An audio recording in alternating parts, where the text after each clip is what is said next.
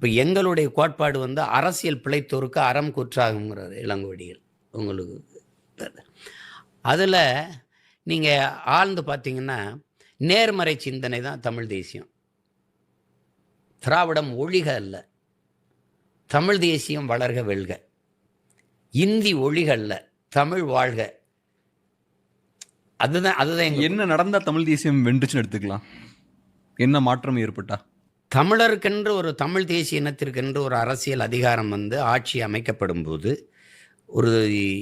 அது வரும்போது தானாகவே தமிழ் மீட்சி வரும். தமிழர்கள் இழந்த உரிமையெல்லாம் மீட்கப்படும், இருக்கிற உரிமைகள் பாதுகாக்கப்படும், அவனுடைய நிலம் வளமெல்லாம் பாதுகாக்கப்படும், அவனுடைய நீர்நிலைகள் இப்பெல்லாம் ஆக்கிரமிக்கெல்லாம் மீட்கப்படும், பிறகு புதிய நீர்த்தேக்கங்கள் உருவாக்கப்படும், அவனுடைய காட்டு வளம் கனிம வளமெல்லாம் பாதுகாக்கப்படும்.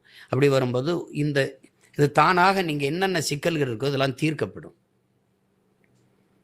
இப்போ நீங்கள் கேட்குறீங்க, இப்போ நாடு தமிழ்நாடுன்னு பேர் இருக்குது, ஆனால் தமிழுக்கும் தமிழருக்கும் இது சுடுகாடாக இருக்குது.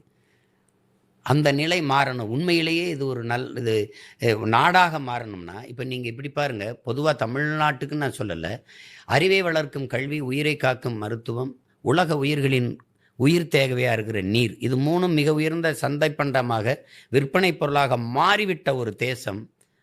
அது தேசம் அல்ல, அது நாசம், அது நாடல்ல, சுடுகாடு.